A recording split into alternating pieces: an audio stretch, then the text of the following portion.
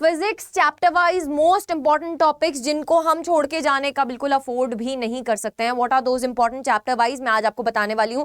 Please make sure that कि आप ये वाले टॉपिक्स को तो रेड मार्क कर लीजिए अपनी एनसीईआरटी में कि सब कुछ छोड़ के सबसे पहले हमारी प्रायोरिटी होनी चाहिए कि इन टॉपिक्स को हम कवर करें, क्योंकि यहां से बेटा मेजरली आपका पेपर आता है. लास्ट 10 ईयर के एनालिसिस से ये चीज बोल रही हूँ. सो फर्स्ट टॉपिक अगर हम बात करें electric charges and fields chapter में से बेटा first topic is Coulomb's law. इसका वेक्टर फॉर्म बहुत इंपॉर्टेंट है. Then electric field due to a point charge, basic सा आपके पास छोटा सा डेरिवेशन है इसका बट इंपॉर्टेंट है. देन इलेक्ट्रिक डायपोल में से चीजें पूछी जाती हैं. इसकी दो डेरिवेशन है बेटा, एक्सियल एंड इक्वेटोरियल वाली. दोनों में से कोई डेरिवेशन आपको पूछी जा सकती है. एक्सियल और इक्वेटोरियल के बीच में जो रिश्ता है कि आपके पास electric field at axial point is equals to 2 times electric field at equatorial point, उसके ऊपर आपको शॉर्ट क्वेश्चन में भी पूछा जा सकता है. देन गॉस थ्योरम की स्टेटमेंट और उसका एप्लीकेशंस इंपॉर्टेंट है. यहां से आपके पास एक बड़ा डेरिवेशन बनेगा ही बनेगा. Uniformly charge infinite plane sheet, इसकी सब एप्लीकेशंस में ही आता है. Then electrostatic potential and capacitance यानी कि सेकंड चैप्टर में से बेटा आपको electric potential due to a point charge, equipotential surfaces की डेफिनेशन, कैपेसिटेंस बेटा आप को पूरा पता होना चाहिए. पैरेलल प्लेट कैपेसिटर का वर्किंग क्या होता है, क्या आपके पास इसकी लेबलिंग रहती है. डायग्राम इज इंपॉर्टेंट, डायग्राम को प्रैक्टिस कर लीजिएगा दोबारा उसको ड्रॉ करके. Then energy stored in the capacitor का बेटा इस बार आपके सिलेबस में ये साफ साफ लिखा गया है कि इसका सिर्फ और सिर्फ आपको फॉर्मूला पता होना चाहिए. तो यानी कि इसके ऊपर डायरेक्ट क्वेश्चन आने के चांसेस है, अदरवाइज आपको इसकी डिटेल्ड नहीं पूछी जाएगी. ठीक है. देन नेक्स्ट इज आपका current electricity chapter. Current electricity में बेटा ड्रिफ्ट वेलोसिटी के ऊपर डेरिवेशन के ऊपर पूछा जाता है, इंपॉर्टेंट है. Then temperature dependence of resistance, internal resistance of a cell, ये वाले टॉपिक्स को बिल्कुल भी छोड़कर नहीं जाना है. देन किरचॉफ्स लॉ के ऊपर आपके पास क्वेश्चंस सॉल्विंग आ सकती है. किरचॉफ्स के फर्स्ट और सेकंड लॉ आपको लिखने आ सकते हैं. देन पोटेंशियोमीटर आपके सिलेबस से कट चुका है. Potentiometer is not part of your syllabus. वैसे ये one of the important topics था. ठीक है, इसकी एप्लीकेशंस वो अब सिलेबस में नहीं है. Then moving charges and magnetism में बायोसेवर्ट्स लॉ, उसके एप्लीकेशंस इंपॉर्टेंट है. उसके बाद बेटा अगर हम बात करें Ampere's law and applications to an infinite long straight wire. Ampere's law का बस एक ही एप्लीकेशन है बेटा आपकी बुक में, उसको जरूर से कर लीजिएगा एनसीईआरटी में. उसके बाद अगर बात करें force on a current carrying conductor in a uniform magnetic field कितना लगता है, आपके पास बिल वाला फॉर्मूला आता है. Then moving coil galvanometer is important. इसका बेटा जो एज एन एमीटर काम कैसे करता है, एज अ वोल्टमीटर काम कैसे करता है, वो हम चीजें देखने वाले हैं. अब भी चैनल को सब्सक्राइब कर लो, बेल आइकन को प्रेस कर लो, बिकॉज बड़ी धुआंधार तरीके से बेटा आपको तैयारी करवाने वाली हूं मैं फिजिक्स की. देन मैग्नेटिज्म एंड मैटर एकदम पिद्दू सा टॉपिक है, पिद्दू सा चैप्टर है.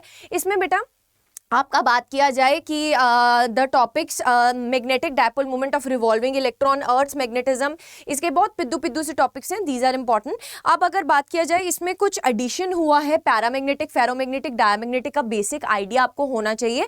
तो वो शॉर्ट क्वेश्चंस में पूछ सकते हैं, वो लॉन्ग क्वेश्चंस में नहीं आ सकता. Then alternating current chapter and electromagnetic induction जो रहता है, बहुत छोटे छोटे चैप्टर्स हैं बट इंपॉर्टेंट चैप्टर्स हैं. अगर हम बात करें इनमें से स्ट्रेट फॉरवर्ड क्वेश्चन आते हैं. इलेक्ट्रोमैग्नेटिक इंडक्शन में से बेटा लेंज लॉ इंपॉर्टेंट है. एडी करंट आपके सिलेबस से कट गया हुआ है, मैं स्पेशली यहाँ पे मेंशन करके लेकर आई हूं बेटा कि ये वाला टॉपिक इंपॉर्टेंट था. छोटे मार्क्स के क्वेश्चन यानी कि 2 मार्क्स के क्वेश्चन में इसमें से पूछा जाता था, बट अब ये टॉपिक इस साल कट गया है आपके सिलेबस से. Eddy current is not part of your syllabus. Then self and mutual induction बेटा ये इंपॉर्टेंट है. इनमें से जो डेरिवेशन है, जो रिजल्ट आता है, उसको आप अच्छे तरीके से कर लीजिएगा. Then alternating current chapter number 7 की बात करें, peak RMS value of alternating current, then LCR series circuit is important. Phasor diagram important है. फेजर डायग्राम को ड्रॉ करके देख लीजिएगा, बिकॉज बोर्ड में हमारा सब्जेक्टिव पेपर है. तो बेटा जितना हम चीजों को ड्रॉ करके देखेंगे, डायग्राम्स को बनाकर देखेंगे, उतना ही ज्यादा परफेक्शन आएगा. ठीक है.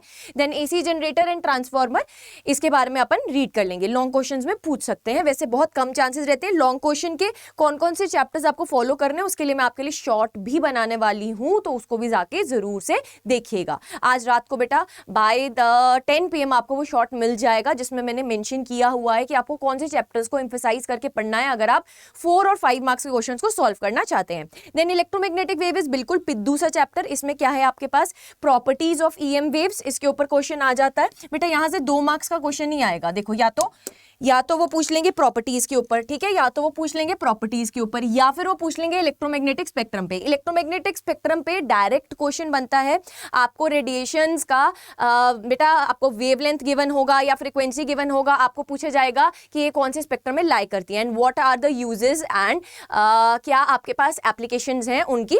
इलेक्ट्रोमैग्नेटिक स्पेक्ट्रम में आपके पास रेडियो वेव्स का क्या एप्लीकेशंस है, देन इंफ्रारेड का क्या है, देन एक्सरेज का क्या है, डिफरेंट डिफरेंट रेज का, ठीक है। तो लास्ट में एक टेबल बना हुआ उसको जरूर से पढ़ लीजिएगा, ठीक है, एनसीईआरटी में मैं भी करवाऊंगी बेटा आपको। देन आता है ray optics and optical instruments. Ray optics and optical instruments में लास्ट साल तक रिफ्लेक्शन वाला पार्ट, मिरर फॉर्मूला वाला पार्ट, ये सब सिलेबस में से कट हो गया था, बट अब ये सिलेबस में है तो इसको भी जरूर से देख कर जाइएगा। रिफ्लेक्शन बेसिक है, आपने 10th में भी पढ़ रखा है।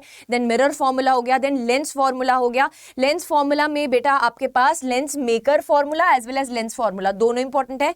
TIR इंपॉर्टेंट है, टोटल इंटरनल रिफ्लेक्शन के ऊपर शॉर्ट क्वेश्चन बन सकता है। Then reflection through the spherical surfaces is also important, denser to rare, rare to denser वाला केस आता है इसमें। ऑप्टिकल इंस्ट्रूमेंट्स में से एक इंस्ट्रूमेंट के ऊपर आपके पास लॉन्ग क्वेश्चन बन सकता है, जैसे कि अगर हम बात करें कंपाउंड माइक्रोस्कोप या एस्ट्रोनॉमिकल टेलीस्कोप, बेटा ये इंपॉर्टेंट है।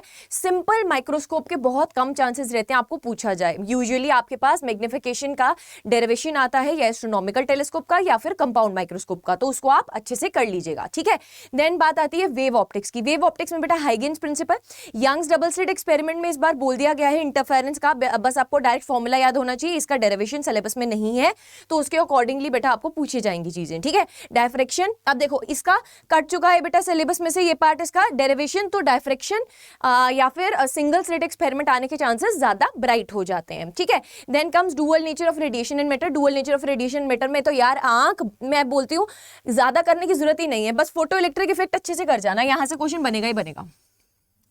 फोटो इलेक्ट्रिक इफेक्ट अगर आपने अच्छे से कर लिया बेटा, एक क्वेश्चन तो आप अटेम्प्ट कर ही पाएंगे। Dual nature of radiation and matter, atoms और न्यूक्लियर, बेटा इनका काफी ज्यादा स्कोरिंग है और इजी चैप्टर्स हैं, इनको बिल्कुल भी छोड़ के मत जाना, ठीक है। देन अगर हम बात करें बेटा आपके पास ग्राफ्स बहुत इंपॉर्टेंट रहने वाले इन द अपकमिंग डेज। मैं आपको ग्राफिकल बेस्ड एक पूरा वन शॉट करवाने वाली हूँ जिसमें कंप्लीट फिजिक्स के बेटा आपको ग्राफ्स करवाऊंगी। Make sure that you watch that session. अगर अभी तक भी आपने सब्सक्राइब नहीं किया है, मेक श्योर दैट कि आप सब्सक्राइब करें, बेल आइकन को जरूर से प्रेस करें, क्योंकि आगे आने वाले बेटा ये 4 से 5 दिन बहुत ही क्रूशियल होने वाले हैं आपकी फिजिक्स की प्रिपरेशन में।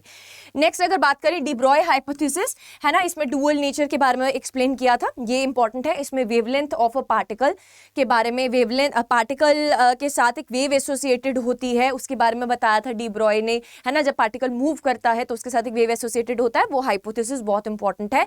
लैम्डा का वैल्यू, lambda is equal to h divided by mv, है ना, h divided by p, that is momentum, वो रिलेशन बहुत इंपॉर्टेंट है। इलेक्ट्रॉन, न्यूट्रॉन, प्रोटॉन के लिए वो वेवलेंथ क्या रहती है, that is an important expression, ठीक है। नेक्स्ट आ जाइए एटम्स पे आ जाओ। एटम्स के केस में बेटा Rutherford experiment and Bohr's model, ये है बहुत ज्यादा इंपॉर्टेंट। बोहर्स मॉडल से बच्चे बहुत डरते हैं, बट इसकी डेरिवेशन बेटा बहुत प्यार से समझा के कराऊंगी, आपका पेपर में एकदम मक्खन मलाई जैसा निकलेगा डेरिवेशन, ठीक है। तो ये वाला पार्ट आप कर लीजिएगा, बहुत इंपॉर्टेंट है। देन न्यूक्लियाई की बात करें बेटा, रेडियस का इक्वेशन आपके पास डेंसिटी इंडिपेंडेंट होती है मास नंबर के, वो एक्सप्रेशन जरूर से डिराइव करना सीख लेना कि कैसे आता है। न्यूक्लियर फ्यूजन एंड फ्यूजन के रिएक्शंस का बेटा जो है आपके पास रिएक्शंस है उनको लर्न कर लीजिएगा, that are important. Then mass defect and binding energy, mass defect and binding energy पर न्यूक्लियन वर्सेस मास नंबर का कर्व, उसको जरूर से अच्छे से ड्रॉ करके देख लीजिएगा। और उसके जो फीचर्स होते हैं बेटा उनको कई बार डिस्क्राइब करना आ जाता है, तो वो भी देख लीजिएगा, 3 मार्क्स में आपको पूछ सकते हैं। देन आता है last chapter, that is semiconductor, one of my favourite chapters. इसमें क्या है बेटा, कुछ भी नहीं है, एकदम फ्री के नंबर है। Forward biasing, reverse biasing, full wave, half wave rectifier, chances are there कि आपको हाफ वेव रेक्टिफायर पूछ सकते हैं बेटा, क्योंकि ये थोड़ी इसके वेव फॉर्म्स जो है ये ज़्यादा एक्यूरेट होती है, इसमें जो एफिशिएंसी होती है वो ज़्यादा बढ़िया होती है, तो हाफ वेव रेक्टिफायर चांसेस ज़्यादा हैं। डायोड एज अ रेक्टिफायर में half wave, full wave rectifier है आपके लिए इंपॉर्टेंट। आपके पास जो photo diode, solar cell, LED, ये वाला पार्ट था वो कट चुका है सिलेबस से, that is not part of your syllabus. Extra portion बाद में कर लीजिएगा, यहीं पर है हम आपके साथ बेटा, नीट की तैयारी भी कराते हैं आपको, तो आपके लिए वो वाला पोर्शन हम बाद में कवर करेंगे, ठीक है। अभी के लिए आप बोर्ड ओरिएंटेड पढ़िए, लीजिए, जो बोर्ड में टॉपिक पूछे जा रहे हैं उस हिसाब से पढ़िए और एकदम जोरों शोरों तरीके से अपने फिजिक्स के पेपर को फोड़ के आइए। अगर आपको फर्दर बेटा वन स्टॉप सोल्यूशन में जाना है, अगर आपको डिटेल्ड वर्जन भी पढ़ना है किसी टॉपिक का, तो वो सब चीजें आपके लिए अवेलेबल हैं, आपके लिए आगे तक हम साथ खड़े हैं। But right now our main motive is what? Our main motive is 70 out of 70 लेकर आना फिजिक्स में। तो उसकी प्लानिंग के साथ बेटा मैं तो मैदान में तैयार आ चुकी हूं आपके लिए। आप क्या तैयार हैं? जोर शोर से बेटा अपना जोश एक बार कमेंट सेक्शन में जरूर से भरिएगा इस वीडियो के नीचे, और मैं आपको मिलने वाली हूं कल लाइव 3 PM पर कंप्लीट फिजिक्स करवाने। बिल्कुल सही सुना आपने, कंप्लीट फिजिक्स बेटा।